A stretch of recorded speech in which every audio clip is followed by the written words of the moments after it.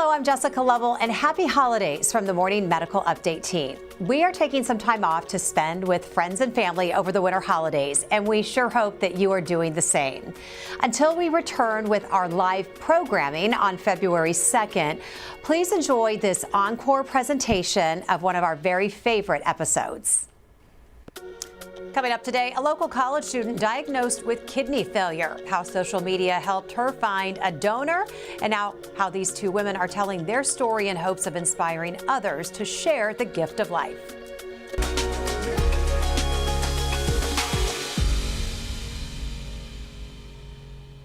Good morning, I'm Jessica Lovell, and welcome to the Morning Medical Update. More than 100,000 people are now on the national transplant waiting list. Every day, 13 people die waiting for a transplant.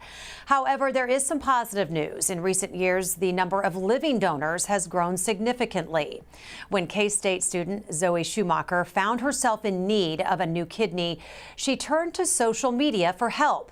Kaylee Behrens was a familiar face. She answered the call for help, and now they hope that their story inspires others.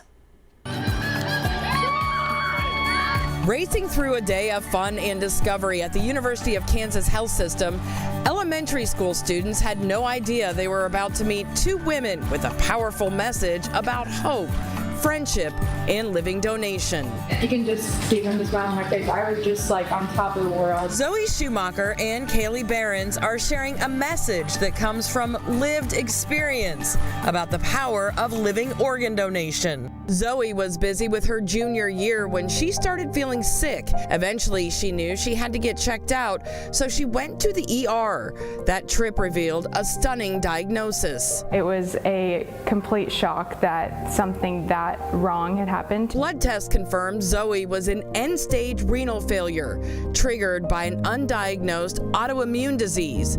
She needed a kidney transplant, and fast. After I found out that a kidney transplant was a possibility, it made me have a sense of hope, because I thought that this was going to be a worse outcome and that I wouldn't be able to recover. Doctors at the University of Kansas Health System explained her options, including the possibility of a living donor. Zoe turned to her social media. I used my social media platform and the connection of all the K-State students in the community. One of those K-State connections saw the post, Kaylee Behrens. She and Zoe had lived in the same dorm freshman year, but hadn't stayed in touch. Right away for me, I knew it was something that I wanted to do. Kaylee got tested and learned she was a match. It wasn't much of a decision. To me, was a few months of inconvenience, a few lifestyle changes, some temporary pain for a lifetime for her that was just, they don't even compare. The team at the University of Kansas Health System guided both women through every step. They had been incredible about making sure that this was a very informed decision. Today, they are both doing well, and they're speaking out, hoping to encourage others to consider being a living donor. I think that it's a lot more doable than people think. I'm not going to say it's an easy process that you'll love, but I am eternally grateful that I did this. Zoe uses her art to inspire other potential donors, while both women continue sharing their story wherever they can, including with the next generation. Two lives, once loosely connected, now bonded by something much greater, a gift that keeps giving. And we are thrilled to have Zoe with us in studio this morning alongside Dr. Tim Schmidt. He is the Director of Transplantation at the University of Kansas Health System. And we also have Director of Nursing, Jamie Bartley. So great to have you all here with us today. Thanks for having us. Yes. Okay. We also have Kaylee Behrens joining us via Teams this morning. Hi, how are you? I'm well. How are you? Well, we're good. We're so glad you were able to be with us today. I'm glad to be here. Well, we know more people are becoming living donors, but the need is greater now more than ever. And today we're going to discuss living organ donation, the process, the surgery, the recovery, all of it. Dr. Schmidt, just overall, kind of explain, we hear living organ donation. How does that differ from deceased organ donation? What's the biggest impact on a patient?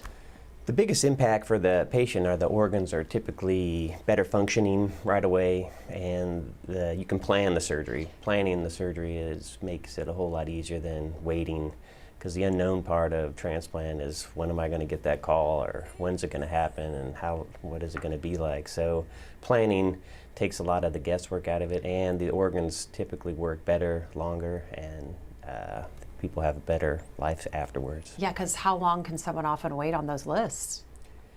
It depends on where you're at in the country, but it can be anywhere from 3 to 10 years sometimes, and while you're on dialysis, so it's not a easy wait, and you're deteriorating every day, and I think the amount of mental health that happens with people on dialysis is pretty impressive. I was watching that story and I was thinking, as a surgeon, it must be nice to have kind of this package deal. You have a sick patient and they come to you with their own donor. Yeah, ready to go and get better. It makes my job easy. People are always feel better afterwards, and I typically say, don't thank me, thank the donor. I'm just here to load the trucks. It's the easy part is fulfilling that gift from the donor to the recipient, and the kidneys typically work. Patients are happy, and it's always a great story. So you're just the messenger carrying the gift. I just load the trucks. Load the trucks. I like that.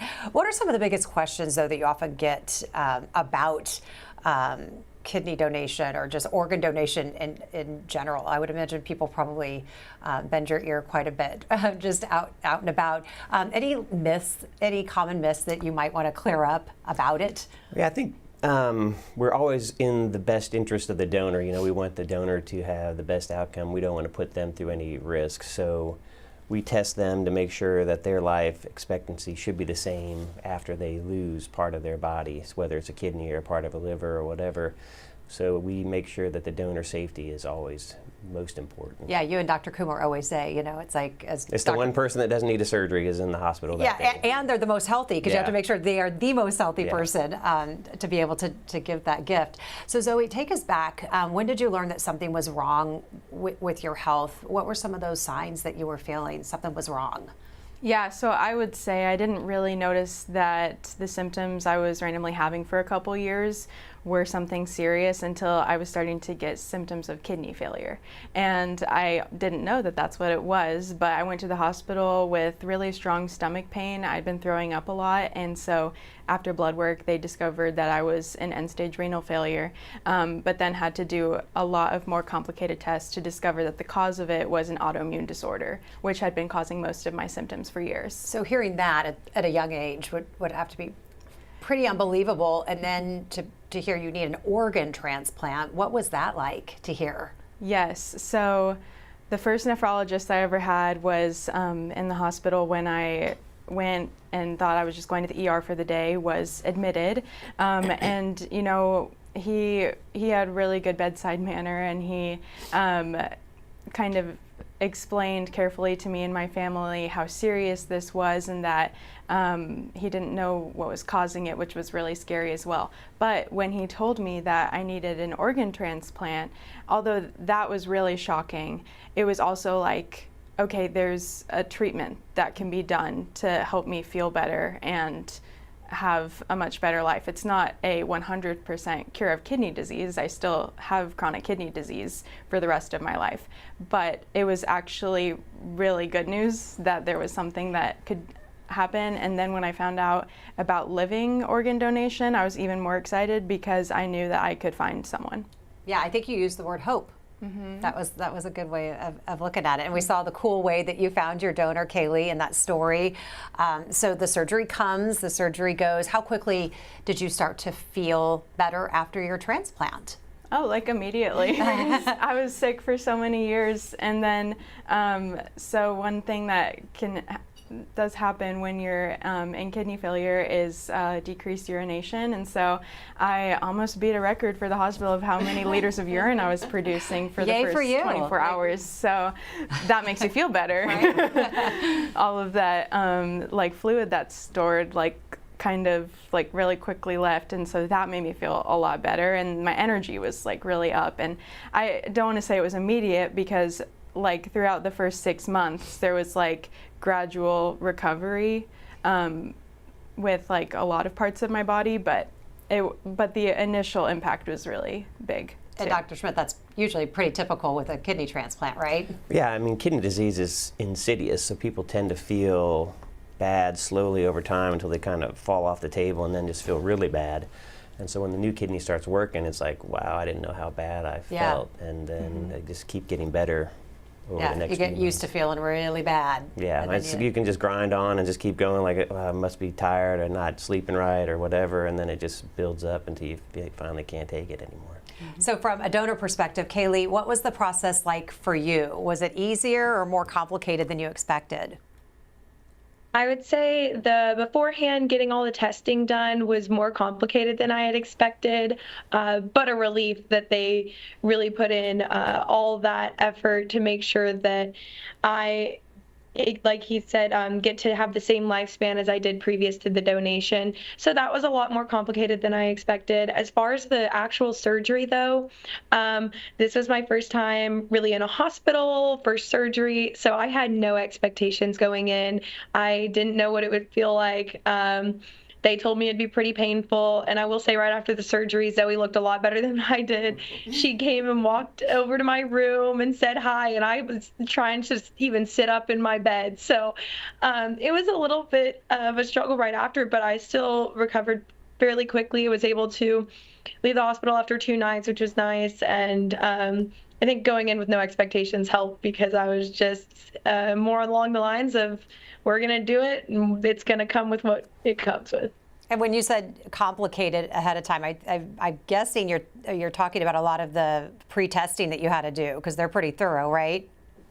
Yeah, it's extremely thorough. In my head, I was expecting some tissue testing, some blood testing, and that to be about it. That was not the case. There was lots of different stuff. I spent a whole day at the hospital getting pretty much every test that I know exists. So that was a lot more thorough of a process than I expected, but I'm obviously very grateful that they are this thorough. Okay, so you offer up your kidney to a friend. What did your family think about this? A lot of the sentiment I got from like really close friends in my family was that they said they weren't surprised because this is pretty central to who I am. I want to be able to give everything I have to give back, because I've been so blessed in my life with the people surrounding me that I want to be able to give that back. So they were all very supportive. My dad had a lot more questions than probably the rest of my family, just making sure that I was thinking this through and that all the logistics would line up to just being a protective dad. But overall, it was just an overwhelming amount of support from all my friends and family. Oh, I bet. Jamie, as Director of Nursing here at the health system, just what is your role when it comes to these donors and these recipients? Sure. I've kind of wore a lot of different hats here in the organization and throughout my transplant nursing career, and now as I've evolved in leadership, I really look at my role as, supporting and enabling what the team does. And so a lot of that team is the transplant coordinators, and so they coordinate the evaluations for the donors and the evaluations for the recipients and manage them on the wait list and care for them long term. So sometimes, my role is like helping remove barriers for whatever they're experiencing to help the patients. And then sometimes my role is getting pulled in to, meet special patients like Kaylee and Zoe that have this really great idea and they want to connect with the community and give back in this really creative way and then help more patients. And so that's been really fun. So I've kind of met them on the back end where they had this great idea and helped facilitate getting that take your kid to work day event and things like that. Yeah. I have to admit, this is like job jealousy. If there's so many jobs, great jobs here at the health system, but if there's one job I could swap with, it would be like transplant coordinator. I know you have to be a nurse and all, Dr. Schmidt, but if there's ever an opening, just, I could slide in for a day, let me know. I think that would be so rewarding. So every time you come on here and tell your stories, I think that would just be the funnest job, just to be able to see those stories from the beginning to the end. What Kaylee was talking about with the screening process, though, explain a little bit about that, because what she was saying, it's so extensive. I mean, even like just psychologically, you're making sure that these donors really know what they're getting into when it comes to doing this, and making sure that you guys have really checked every box. Yeah, a lot of the literature shows that patients like Kaylee have done the research before they call us. So they're very informed before they call us. But on some level, they don't know what they don't know. And our job is to navigate them through the health system. And if you've even parked here, kind of getting from point A to point B is hard, let alone the number of consults we have, the number of testings we need to do, the timeline, the regulatory, some of those pieces. And so having a coordinator like Samantha or Liz that guide that donor through that process, and some of that is making sure we don't do any testing on a patient that might not proceed to donation. And so we want to only push forward those patients that are obviously willing and able to go forward, and don't put them through anything unnecessary. And so they really put an individualized approach on managing that evaluation, and they guide them through the whole process. Kaylee can tell you, I'm sure, Samantha probably had her cell number or Teams or emailed, and they probably talked all the time. So it's really crucial to have that coordinator helping the patients through the complex process. Does that sound about right, Kaylee? Lots of conversations, phone calls. I bet you were asking questions all the time. Absolutely. Samantha was phenomenal. She's so great at her job. Yeah, even before I ever got to go up and do any medical testing, there was, I want to say, 2 rounds of a questionnaire that they sent me through email to make sure I was ready, and then a call with Samantha, and just making sure that I was super informed and like Jamie said, like really willing to proceed with the donation. And even after all the medical testing was done, because I'm what they call an altruistic organ donor, which means I don't quite know my recipient as well, they had me do a psychological test as well to make sure that I was ready. So like I said, very thorough in all aspects of health, mental, physical, all of it. What kind of research did you do ahead of time? Jamie mentioned a lot of times that donors have already done a lot of work going into this, but what were you finding out?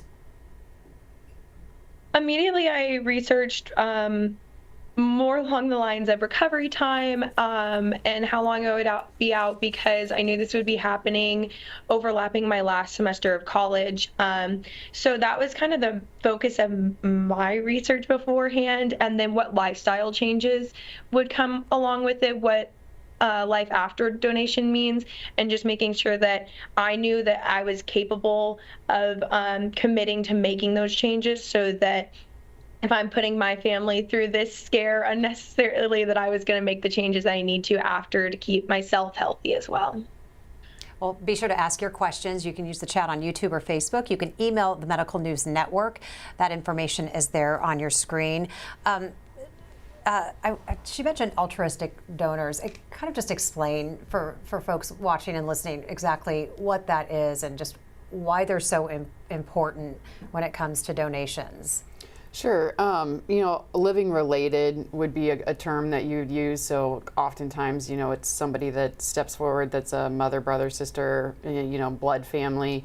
Living unrelated would be another one. So it would be maybe somebody that's your best friend and well. But in this case, the platform of social media connected people that were, acquaintances to some extent, as I understand it, and have become very close now. But more altruistic. Like, I read this online, I know of her, and I want to give. And there's some altruistic donors who do step forward, and they just see the data. They see the number of people waiting for a kidney transplant, and they're motivated to do something. They go, I have 2 kidneys, why don't I do this? And so then they'll call, not even knowing of anyone. So there's that population of people who don't have that blood relation, that they're altruistic. I think there's altruism in all living donation, but in this sense, it's that they don't really know who they're donating to. And there's probably altruism in all of us, maybe in some way. Dr. Schmidt, what do you make of these people who just altruistically give an organ? This is what you do every day. Yeah, and you're saving lives, and they're helping you do your job. What do you make of that? If you look at the climate of today's political environment, everybody's always angry or frustrated or arguing. I think coming to work, transplant is like the thing that's like, there's hope in the world. Yeah. People will still give, and so that's really nice to see that there are still people that are willing to give something out there. I want to talk about Transplant Day. I always think this is cool when we get to go inside your OR, and I've been inside when you and Dr. Coomer are side by side in your in your operating rooms, you on standby waiting for Dr. Coomer to take out, and then you're ready to put it in. So kind of explain what transplant day looks like. Kind of what's the timeline and what's the communication like? Usually the donor will start first, and so we'll make sure everything is going right with that operation, and then once we're convinced that things are moving along, then we'll bring the recipient back, and so we'll have everything ready to sew in the kidney once the kidney is out. So he'll take the kidney out, we'll prepare it on the back table, make sure everything is good, and then sew it in. So like just like that, like nothing. That took you what 15 seconds to explain. How long does this usually take about? If we start the donor at 8, we can be done with both cases by about 11:30 or so. So just like that. Yeah. And we have a new kidney. The hard part is, coordinating all making sure the donor is good, making sure the anatomy is good, making sure the blood type cross is good for the matching, and then getting that all organized. So Sam and the coordinators do most of the hard work. Okay, so you've got the easy job. You're just the surgeon. No big deal. No big deal. Zoe, what were any fears going into this? I want to say fears because I think you were hopeful. You were excited in so many ways because you were going to get better. What questions did you have though? Yeah, I mean, exactly. I was not really that scared because I was like, this is like the option I have to go with. And I just went fully into it. But, me and my family, we had so many questions, but the team here at KU answered everything. So we came in with so many questions, and they just reassured us. And, when we met with Dr. Schmidt like a couple weeks before surgery for a pre-op appointment, he just also made us feel really calm about it because he explained how it's like, just do it. And then we were like, okay, like this is gonna be great. And then I was just really not that scared until maybe the day of. I was like, okay, this is actually happening. And that like period of time between when Kaylee was taken to the operating room before I was taken, knowing we're waiting to hear good news that her kidney's like perfect and we can do this. That was probably one of the scariest moments. So you're kind of waiting to see how she's doing, and then it's time for you to go back. Yes, and then at that point I was just like, let's do it. Let's do it. Yeah.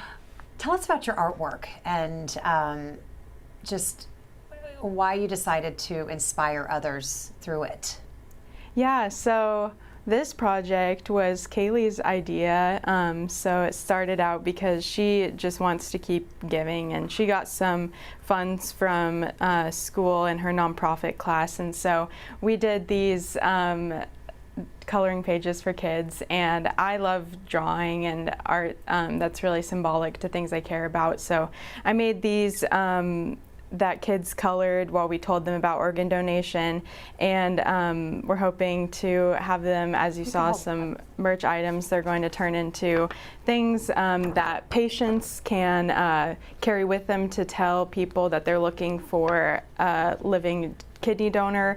So yeah, these are just a few of them, like share your spare kidney. That's a pretty common saying, and just kind of these cute drawings that are signed by children to inspire people and also really help those patients talk about their need for a donor, because I firsthand know when you are so sick, you're on dialysis, and then you're told you have to advocate for yourself to find a donor if you want one really quickly, which also I'm just very fortunate that I had such a large pool of students at K-State who were interested in getting tested for me, like Kaylee. People don't always have those resources, so this was something that we wanted to give to patients so they can have a little bit of an easier time telling people that they need a kidney. That must excite you to know that these two young women are out helping, and not just on college campuses, because that's young enough, but really young kids and spreading the word. We got a call and they said, we have this idea, we want to do this, we've planned it all out, we have it ready to go.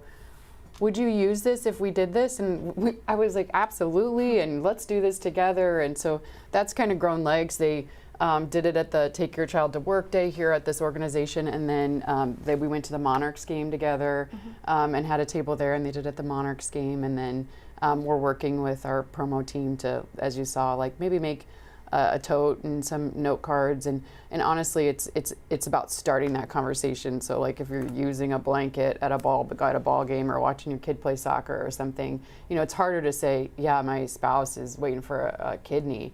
But if somebody walks up and sees kids' art and says, where'd you get that mug? What is that mug about? And it's a vinyl sticker on a mug or something, we're hoping that those sorts of things will just enable some more conversations to happen. And whether that's like sign your card and be a deceased donor, you know, should that time come, or if you have it in your heart to call us and get more information, like we've got lots of patients waiting. Kaylee, we talked to donors before, and you all are usually very humble. What does this donation mean for you? For me, it's been such an incredible journey. You know, I sometimes think that it should feel like a bigger deal, but honestly, the thing that has meant the most for me is just watching how healthy and happy Zoe is. Like, that's probably the times I get most emotional is, you know, since we're not in the same city again, seeing a post on social media and she just looks so happy, and like everything she's doing. Actually, this past Saturday, Sunday, she got to speak at the Wichita Kidney Walk, and she FaceTimed me, and her mom held the phone so I could watch her speak, and that honestly made me like tear up. Just seeing the like incredible things that she is doing, like that's the reason I wanted to give in the first place. Is I could see what a happy person she is and how much she had to offer the world, and I was like, I know that if she's running at full battery, then she can do amazing things. And so that's been the best part for me. It's just seeing her. Well, you're doing amazing things. You did an amazing thing. Keep doing it. Dr. Schmidt, what's the future of living kidney donation and the impact on patients to come? Well, the impact is amazing. Kidney disease is terrible, and so it helps people, and we just need to keep getting the word out with stories like this to inspire more people to donate. We're also now doing living donor liver transplants, so in fact we've had even anonymous liver donors as well. So people are willing to give, and it helps people get back to normal, and so I think that's the greatest impact. Let's just get to, I know you've got to get to patients. You've got patients waiting, so just a couple quick questions and comments from viewers this morning. Jeremy says, thanks, Kaylee. I was hoping to cry at 8 a.m. on a Friday. I can't think of a better compliment. I was thinking the same thing. I cannot think of a better compliment to receive than telling my family I was going to donate a kidney and no one being surprised, because that's just who I am. Big hugs from Wichita to you both. You're doing amazing work. Christina is asking, what do you do with the old kidney? Dr. Schmidt? She has 3 kidneys now. We don't take the other ones out because it's a bigger operation. We just put the 3rd kidney in a different place and sew it to blood vessels in the bladder. So she has 3 kidneys, 2 that don't work very well and 1 that's working great. Perfect. Nate has a question for Kaylee. Do you feel any different since donating physically? Overall, no. They did say that it could take a while to get my energy back, but I'm a very energetic person. So most people who meet me would not think that I have any less energy than possible. I'm very energetic. So from that standpoint, I was working a lot before. I had to step back a little bit on how much I was working, but really, no, I feel good. So you're at full battery too. We like to hear that. Yes. Good. Mm-hmm. So Kaylee, first of all, just thank you so much on behalf of all of us sitting here for your gift of life. Thank you so much. And just thanks for sharing your part of the story. What do you want the big takeaway to be today?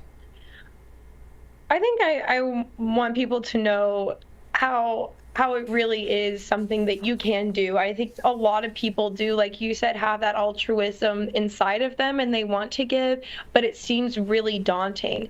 It is a big ask, but really when you look into it, they provide so many resources to make sure that you can continue on with your life, that if you have to take time off work, there are resources for that. So just the big takeaway is do a little bit of research. If you ever feel that calling, just kind of inkling inside you, do a little bit of research, and I think you'll find that it's a lot more doable than you think. Zoe, big takeaway from your story. Yeah, well, first of all, I completely second everything Kaylee said, and she's just such an amazing person, so I just feel the need to say that. You can say that, say that loud. But also just like for the patient perspective, I always want to encourage people to really just self-advocate and go for it, and hopefully my story inspires people to know a little bit of how to self-advocate and do that. But at the same time, if you ever receive a diagnosis of end-stage renal failure, or you're told you need a second chance at life, I don't think it's the end stage of your life. Clearly it wasn't for me, and I don't necessarily know if I would call it a second chance, because this is just life, and this is my life, So I think that I want patients to know that there is hope, and you can really get better.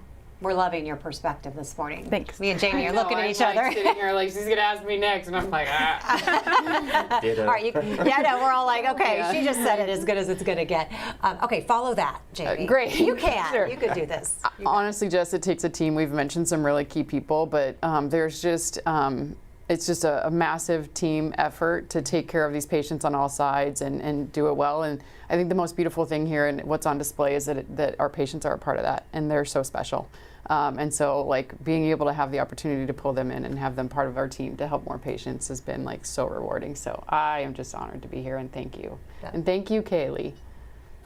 It's so cool what you guys do up there. So, Dr. Schmidt, I don't know if I can say anything better than what's been said. But probably not, I'm but just here to give it a try. facilitate. I'm facilitating the gift, but the donors are really the special people in this process. And I think if more people knew that they could help somebody, they probably would do it. So getting the word out is important. All right, thank you so much for all you do. Subscribe to our morning medical update and open mics with Dr. Stites podcast. Now everywhere podcasts are available.